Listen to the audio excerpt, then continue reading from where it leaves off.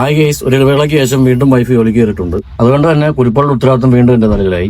Christmas vacation ആണെങ്കിലും മദ്രസയിൽ രാവിലെ 9:30 വേണം. ഇന്ന് പൊടിച്ചിട്ട് പിറന്നാളായതുകൊണ്ട് തന്നെ കുട്ടികൾക്ക് കൊടുക്കാൻ ഞാൻ മിഠായി വാങ്ങിക്കൊടുത്തു. അതിന്റെ ഒരു ആഹ്ലാദത്തിലാണ് ഈ പോകുന്നത്. ഇസാച്ചി ഇന്ന് പോകാഞ്ഞത് മിഠായി കഴിച്ച് ഇവിടെ പല്ല് കേടായിട്ടുണ്ട്. ഫുഡ് കഴിക്കുമ്പോൾ എല്ലാം വേദന കൊണ്ട് കരയാണ്. എന്തായാലും ഹോസ്പിറ്റലിൽ കൊണ്ടാന്ന് വിചാരിച്ചു. വീലർ വൈഫ് കൊണ്ടിരിക്കുകയാണ്. ഞാൻ കൊണ്ട് നമ്മുടെ സഞ്ചാരം മുഴുവൻ ആപ്പയ്ക്കാത്തായിരിക്കും. കുടുംബത്തിൽ കാറ് കിടപ്പുണ്ടെങ്കിലും റോഡ് പണി നടക്കുന്നതുകൊണ്ട് തന്നെ ഇറക്കാൻ പറ്റത്തില്ല. നമ്മുടെ സലീം ഒരു ഒന്നാം തരം ട്രാക്ടർ ഓപ്പറേറ്ററാണ്. രാവിലെ കണ്ടം പൂട്ടൊക്കെ കഴിഞ്ഞ് വണ്ടി ഒതുക്കിയിടാണ് ആശ. എന്തിനും തയ്യാറായി നമ്മുടെ ആപ്പക്കോട്ടം കിടക്കും. മറ്റു വാഹനങ്ങളെ നമ്മൾ എന്തിനെ ആശ്രയിക്കണം. ഉരുപ്പകൾക്ക് രണ്ടുപേർക്കും ആപ്പയ്ക്കകത്ത് പോകുന്നത് ഭയങ്കര ഇഷ്ടമാണ്. അപൂർവമായിട്ടുള്ള സംഭവമാണ് ലെവൽ ക്രോസ് ഫ്രീ ആയിട്ട് നടക്കുന്നത്. ഈ ഒരു റൂട്ട് നമ്മൾ കായംകുളത്തിന് മുമ്പ് 1/2 കിലോമീറ്റർ ലാഭമാണ്. പ്രശസ്ത സിനിമാ നടിയായ നവ്യ നായരൊക്കെ പഠിച്ച സ്കൂളാണിത്. മിക്കപ്പോഴും ഇതിലെ പോകുമ്പോൾ പഴയ ഓർമ്മകളൊക്കെ നയമിറക്കും. തിങ്കളാഴ്ച ദിവസം ആണെങ്കിലും വെക്കേഷൻ ആയതുകൊണ്ട് റോഡൊക്കെ വിജനമാണ്. റോഡ് വിജനമാണെങ്കിലും ഹോസ്പിറ്റലിൽ നല്ല തിരക്കാണെന്ന് എനിക്ക് ഉറപ്പാണ്. വണ്ടി അവിടെ പാർക്ക് ചെയ്തിട്ട് പോയാലും വണ്ടിയുടെ തട്ടിയാൻ തലേണ കൊണ്ട് മൂടി വെക്കാറുണ്ട്. ഏതെങ്കിലും കുരുപ്പുകളുണ്ട് നമ്മുടെ കാറുകളൊക്കെ അടിച്ചുകൊണ്ട് പോകും. പറഞ്ഞതുപോലെ തന്നെ ഹോസ്പിറ്റലിൽ അത്യാവശ്യം തിരക്കാണ്. രോഗത്തിന് പിന്നെ എന്ത് വെക്കേഷൻ. ചീട്ടെടുക്കുന്നിടത്ത് പ്രതീക്ഷിച്ച അത്ര ക്യൂ ഇല്ലായിരുന്നു. ദന്തലോപ്പി നടക്കുന്നത് ഹോസ്പിറ്റലിന്റെ ബാക്ക് വശത്തായിട്ടാണ്. പോകുന്ന വഴിയിലാണ് ഏതോ ഇൻസ്റ്റിറ്റ്യൂട്ടിലെ കുട്ടികൾ ചെടികൾ നടന്നുകൊണ്ടത്. അവിടെ ചെന്നപ്പോഴാണ് കണ്ണ് തള്ളിപ്പോയത്. ഭയങ്കര തിരക്ക്. സജിക്ക് അടുത്ത പല്ല് വരാൻ സമയമായിട്ട് തന്നെ ആ പല്ല് റിമൂവ് ചെയ്യണമെന്നാണ് പറഞ്ഞത്.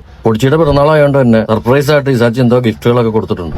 8ാം പിറന്നാളായതുകൊണ്ട് തന്നെ 8 ഐറ്റമാണ് പുള്ളിക്കാർ കൊടുത്തത്. അപ്പോഴാണ് ഈ പ്രായത്തിലെ നമ്മുടെയൊക്കെ സിറ്റുവേഷൻ ഞാൻ ആലോചിച്ചത്. സാച്ചിയുടെ പിറന്നാൾ 10 ദിവസം കഴിഞ്ഞ് ജനുവരി 9-നാണ്. പുള്ളിക്കാരിക്ക് 10 വയസ്സാവുന്നതുകൊണ്ട് തന്നെ 2 ഗിഫ്റ്റ് കൂടുതൽ കിട്ടുന്നുള്ള ആഗ്രഹത്തിലാണ് ഇത് കൊടുക്കുന്നത്. അവള് വെളുപ്പിനെ തന്നെ കഴിക്കാനുള്ള ആഹാരം ഉണ്ടാക്കി വെച്ചിട്ടാണ് പോകുന്നത്. 2 നേരത്തെ ചായയുടെ പരിപാടി മാത്രമേ ഉള്ളൂ എനിക്ക്. അതുകൊണ്ട് തന്നെ ചായയുടെ കാര്യത്തിൽ ഞാൻ എക്സ്പെർട്ടാണ്. അവള് വീട്ടിലുണ്ടെങ്കിലും ഇടയ്ക്കൊക്കെ ഞാൻ സ്വന്തമായിട്ട് ചായ ഇട്ട് കുടിക്കാറുണ്ട്. കുരുപ്പുകൾ കണ്ടും ടിവിയുടെ മുമ്പിലാണ്. ചിലപ്പോഴൊക്കെ ആഗ്രഹിച്ചു പോകും അവരുടെ പ്രായം ആയിരുന്നാൽ മതിയായിരുന്നു. ആപ്പയുടെ ലെഫ്റ്റ് സൈഡിൽ തേഞ്ഞു പോയ ടയർ മാറിയിട്ടില്ലായിരുന്നു. എന്തായാലും കൈയോടെ ടയർ അങ്ങ് മാറാമെന്ന് വിചാരിച്ചു കുരുപ്പുകളെ കൂട്ടിയും ടയർ മാറാൻ പോയി. സ്ഥിരം നമ്മൾ വരുന്ന ഷോപ്പിൽ തന്നെയാണ് ടയർ മാറാൻ വന്നത്. എന്തായാലും ടയറൊക്കെ മാറി തിരിച്ചു വരുന്ന വഴിക്ക് പിറന്നാൾ ഗിഫ്റ്റ് ആയിട്ട് പൊടിച്ചിക്ക് ഫിഷിനെ വേണമെന്ന് പറഞ്ഞു.